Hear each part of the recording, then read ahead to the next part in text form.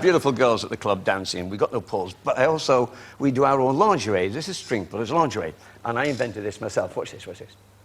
Very good, don't you think? Oh, it comes off. Okay, what it is this is our lingerie, and as you can see, it's all white. We call this the virginal package. So the point is that this has been sold all around Great Britain, and the girls were dancing, believe it or not, in Selfridges window in Oxford Street and Manchester. Don't take your tops off, though, all right? You didn't take your tops off in the Selfridges window, did you? Oh, yes, I did.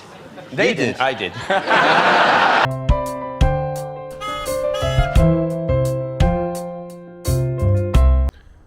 Good afternoon, everyone. I'm in a lovely woodland area, and it's called Green Acres. And I've come to find the final resting place where Peter Stringfellow's ashes were scattered. And I've got to say, it's a beautiful spot. I'll just show you. It's just a massive wood, basically. But there's lots of commemorative plaques everywhere. So, yeah. So we're looking for section 2 of G.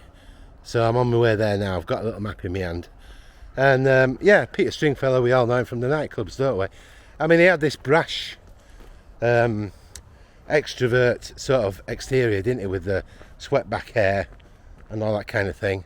And he looked sort of, you know, they said the one said he slept with 3,000 women, but he never said that was true. Oh, some bagpipes going. Probably can't hear that on camera. But that was his lifestyle. What I've actually found out that when people were interviewed after his death, they do say it after a death, don't they? They pick the best bits, but he was genuinely a nice guy. I think he had that sort of hard exterior, but yeah, seemed a nice guy. I actually walked past him once. What a big dealer! He was in Harrods, and I was in the bed department, and quite apt for him, I guess. Anyway, he was in that department with a pair of enormous legs and high heels walking with him. So that's my claim to fame with Peter Stringfellow. So Peter Stringfellow was born in Sheffield at the General Hospital on the 17th of October 1940. His mother was called Elsie Bowers, and James William Stringfellow was his father, steel worker. His father was in the Royal Greys during the Second World War. Stringfellow was the eldest of 4 brothers. The others were Geoffrey, Paul and Terry. When Stringfellow was 13 years old, he worked at a cinema, and it was called the Wicker, Arterial Road, Sheffield. And that was what you call a proper job, you know. But then he became an assistant salesman for Austin Reed. That lasted a little while, and then he enrolled with the Merchant Navy at the age of 16. So up to this point, he's doing all the usual kind of work, isn't he? But what really turned him was he returned to Sheffield, and he worked for the Dobson Furniture Company, but they convicted him of stealing carpets, and he went to Armley Prison in Leeds. And he said when he came back from that, he could never do a normal job again. So you could say, in a way, crime does pay. In 1962, this is when it all happened for Peter Stringfellow. He rented the St Aidan's Church Hall, and that was in Sheffield. So every Friday night he'd be operating the Black Cat Club, and they had people like Dave Bowie and the Crusaders. I think he had the Crying Game, didn't he, as a single. Johnny Tempest and the Cadillacs, and Screaming Lord Sutch and the Savages, and Gene Vincent, people like that. But the big boom for him came one night on the 2nd of April 1963, because what he did, he got the Beatles, and the demand for the concert was enormous. So he rented a large venue, the Azina Ballroom in Sheffield, and they absolutely filled it to the rafters. And on that night, after the actual concert, he sent them a telegram congratulating them on Please Please Me, which was doing so well. Really, when you sort of look at his career, I mean, all these big groups that were around in the 60s, he kind of was with them all. In 1963, he rented a really big one, the Blue Moon, St John's Church Hall in Sheffield, and he had lots of people, the Kinks, Freddie Starr, and the Midnighters, Shane Fenton and the Fentons, I like that name, Rod Stewart, oh, you name it, you know, really, Vince Arnold and the Avengers. I love all these names, they're brilliant, aren't they? It's just like some sort of adventure ITC programme. The club I remember most is Rockefeller's in Leeds, because I come from Bradford, and he bought that in 1970, and then he acquired the premises next door in 1972, and he called that Rockefellers, so it became Cinderella Rockefellers, and they joined the two clubs together, and they were having all sorts of acts like Mike and Bernie Winters and Paul Daniels, the magician. Paul Daniels, I once interviewed him. He's got to be one of the most interesting guys I ever did interview. Must have been talking to him for, I don't know, something like over an hour. I've got it on tape.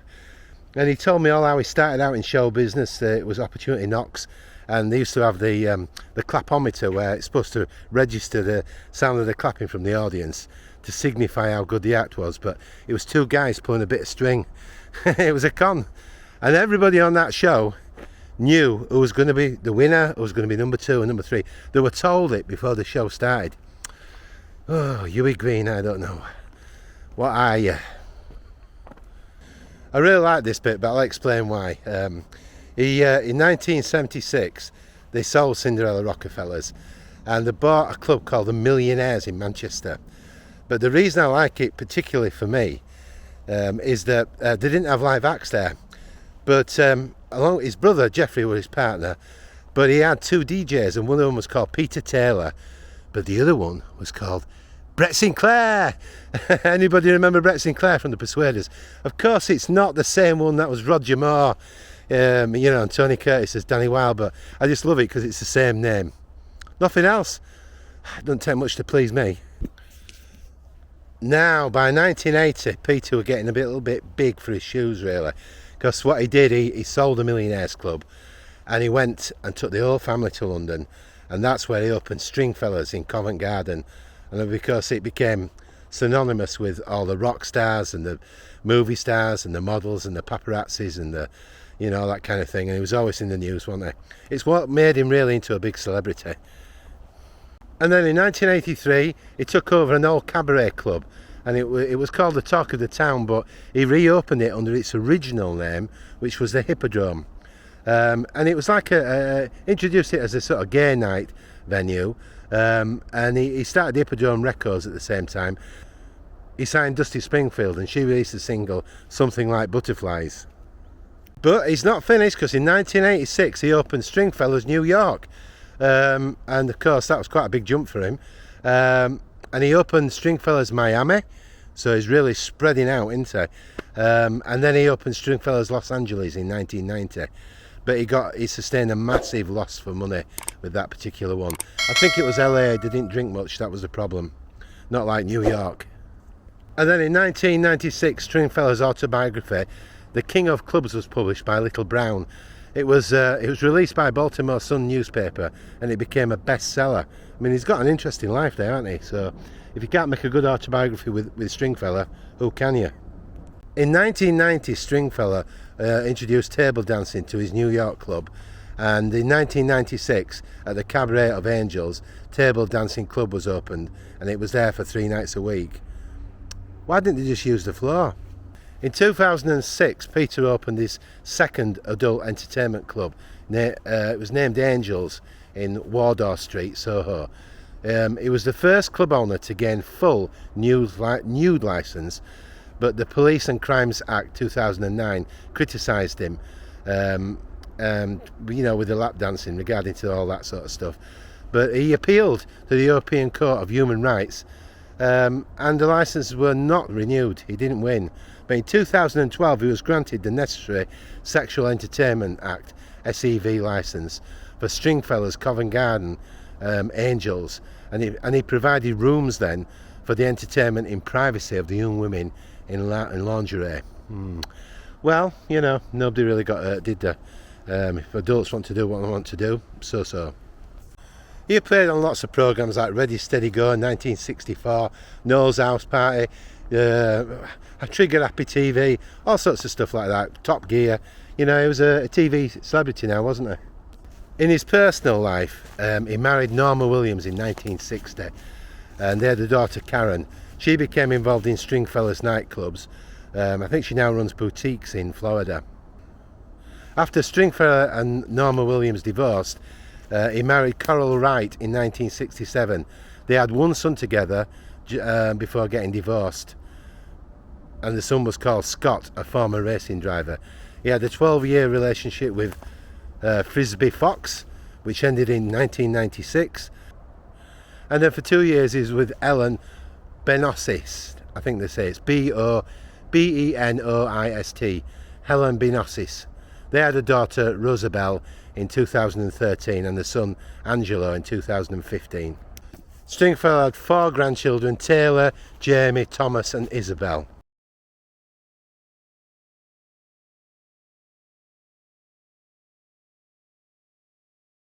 Stringfellow was treated for lung cancer in 2008, but he kept it quiet. He was quite stoic. And then he was diagnosed with terminal lung cancer in 2017. He died on the 7th of June 2018 at the King's Edward VI Hospital in London. Wow, I'm right in the centre of what they call G-plot now. But look, I'm just going to show you. If you tumble down there in the dark, you'd know about it, wouldn't you? It's very, it's cool down here. Because it's quite a warm day, it's keeping the sun off me. I haven't seen many people, it's a very tranquil spot. I watched James Whale talking about Peter Stringfellow. He said what a great gent he was. I think he had that brash, flamboyant image in nightclubs and women, you know, but I think in real life he was probably quite a nice guy, an intelligent guy, and you certainly couldn't call him boring, could you? Now, what it is, this is G section on the right hand side now, and I'm coming down to the end, and he's supposed to be in G section, section 2, near the bird box. So that's where his ashes were scattered, according to the staff. So I'm getting pretty close to it now, so I'm going to swing the camera as soon as I can see the bird box, which I'm hoping I will see. That it's near the path, seemingly. We'll be there soon. Well, I'm here, and I can actually see a bird box now, and it's G section. So I'm going to go in here. They said you just turn right at the bend where the bird box is, and I can see it. So I'm going to spin the camera. This is it, coming in now. There is no marker. Maybe there will be one day, but there isn't at the moment. So we're going to come in. This is section G, where the bend is, and the bird box. So this is the spot, almost certainly. So I guess we've got to call this location, because this is where his ashes were scattered. There is no actual plaque, so we can't say that. So I'm going to designate this tree as Peter Stringfellow's location of his final ashes. So there we are. This is where his ashes will be scattered down, somewhere down here. There we go, Peter. Well, you had the life. You had the life indeed, did you not? A lot of men will be very envious of all the glamour and the women and the money. Yeah. Nice spot, look. I'll spin. There we are.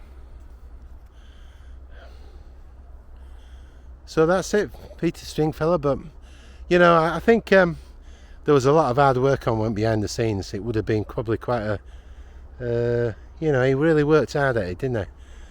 And he was always an interesting man on TV. But would you want that turbulent life with all those relationships?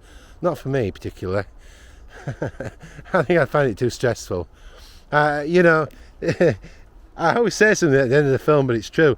I once read a book. It was called Status Anxiety, and when they build houses, they always build one that's bigger than everybody else's, with bigger poles and bigger pillars, sorry, and everybody wants that, and all the other ones feel, oh God, we're so inferior. The biggest yacht that comes into Cannes, all the other yachts go, oh God, we're not the biggest yacht anymore. And they've got this beautiful lifestyle, and they're making themselves feel sad. Status anxiety. Forget it. Who cares what the other people think? That's the answer. And if you've just got the things you need in life, the people you love, and a little bit of money and comfort, that's all you need. Don't worry about what everybody else thinks, and don't strive to be the best, because it's too much effort, too much hard work. So on that note, don't forget a thumbs up and a comment. You know I love the comments, you know I do. I say it every time, but I do. And subscribe to the channel if you like the content, and I'll see you again soon on the next one. Take care from me, Alan, at MotorHome Beep Beep. Bye.